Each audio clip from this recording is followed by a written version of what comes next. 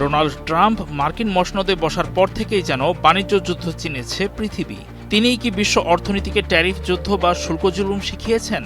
অর্থনৈতিক আগ্রাসনের এই সেনাপতির হিট লিস্টের ১ নম্বরে সবসময় দেখা গেছে চীন আর দেশটির মিত্রদের।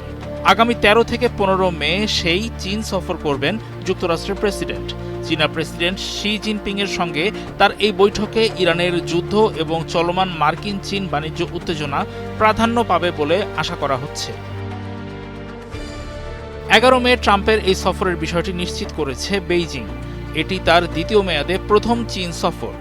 চীনের পররাষ্ট্র মন্ত্রণালয়ের একজন মুখপাত্র বলেন, প্রেসিডেন্ট শি জিনপিংয়ের আমন্ত্রণে ১৩ থেকে ১৫ মে চীনের রাষ্ট্রীয় সফর করবেন শুল্কযোদ্ধা ট্রাম্প।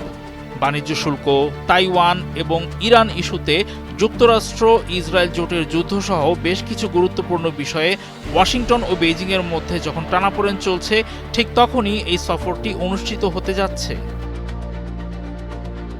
সফরে ট্রাম্পের সঙ্গে এনভিডিয়া, অ্যাপল, এক্সন মোবিল এবং বোয়িংয়ের মতো মার্কিন শীর্ষস্থানীয় কোম্পানিগুলোর প্রধান নির্বাহীরা থাকবেন বলে জানা গেছে।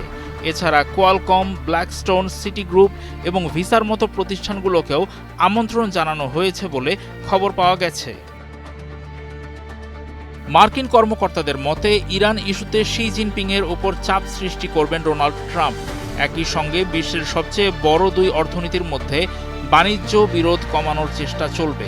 তবে মনে রাখা ভালো, চীন এখনও ইরানি তেলের এক প্রধান ক্রেতা।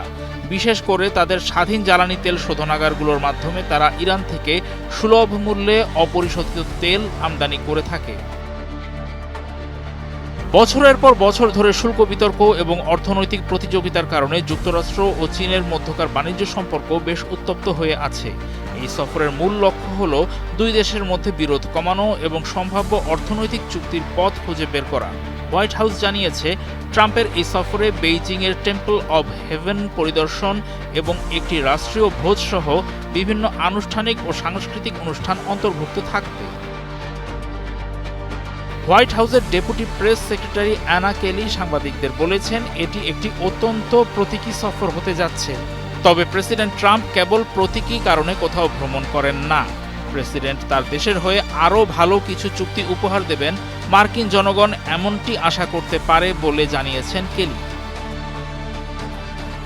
২০১৭ সালের পর কোনো মার্কিন প্রেসিডেন্টের এটি প্রথম চীন সফর, যা ভূরাজনৈতিক উত্তেজনার মাঝে ওয়াশিংটন ও বেইজিংয়ের মধ্যে উচ্চ পর্যায়ের নতুন সম্পৃক্ততার গুরুত্বকে তুলে ধরছে।